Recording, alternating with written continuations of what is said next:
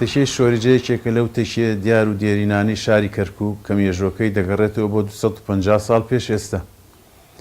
ئەمە خۆی بەڵگەیە لەسەر ئەوەی کە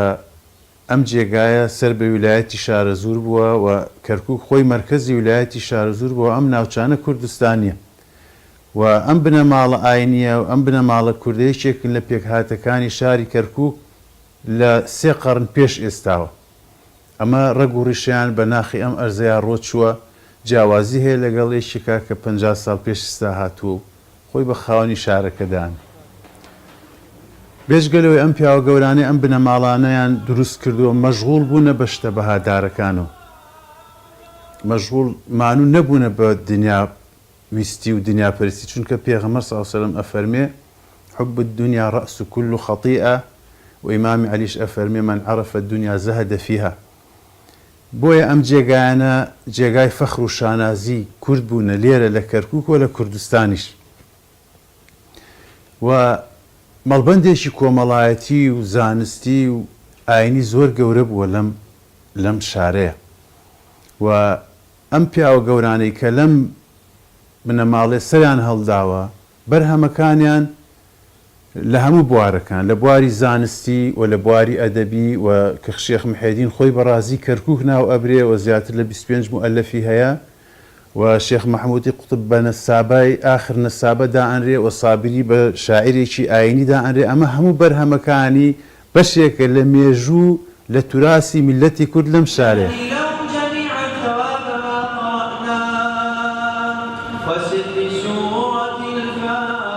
ئێمە نەسەبمان بەرزنجەیە ئەگەڕینەوە سەر شێخ عیسا و شێخ موسای بەرزنجە و طریقەتیشمان قادریە ئەگەڕینەوە سەر شێخ عەبدولقادری گەلانی ڕەحمەت و ڕەزای خوای لێبێت. بەنسبەت مێژووی تەکەی شۆرجە کە ئێستا جەنابی شێخ محەممەد با بڵێن جێنشینە و ئیداری ئەم تەکیەی ئێرە ئەدات، مێژووی ئەم تەکیەی شۆرجە ئەگەڕێتەوە زیاتر بۆ پێش 250 ساڵ پێش ئێستاکە نەوەی شێخ محێدینی کەرکووکین کە کوڕی شێخ حەسەنی گڵە زەردەیە و برازای شێخ ئیسماعیلی ولیانی طریقەتی لە شێخ ئیسماعیلی ولیانی وەرگدۆ لە مامی خۆیەوە و 250 ساڵە ئەمە هاتو ئەسڵی طریقەتەکەمان مەبنیە لەسەر کتاب و سنت و بە درێژایی مێژووی ئەم تەکایانەی کە هاتوونە لایەن نەداوە لە شەریعەت. کەڵە زانا و عالمی زۆری تێ هەڵکەوتووە نەوەی شێخ محێدینی کەرکووک و شێم هەر خۆی زیاتر لە 25-30 تەلیفی هەیە شێخ محێدینی کەرکووک، پاشان لەنەوەی ئەو شێخ مەحموودی قوتبە کە خاوەن بەحری ئەنسابە بە ڕاستترین سەرچاوەی نەسەبی سادات ئەژمێرێت.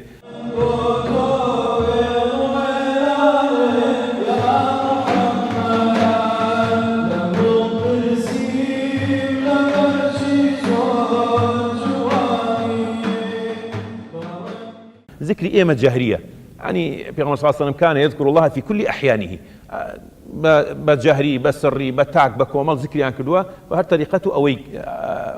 بشيويك أو ذكر أكاد وبنسبة إيمة شوي جمعانان ذكري دفي شمان هي بدفوا پیغمبر صلى الله عليه وسلم أو فرموديك واي من الترمذي روايتك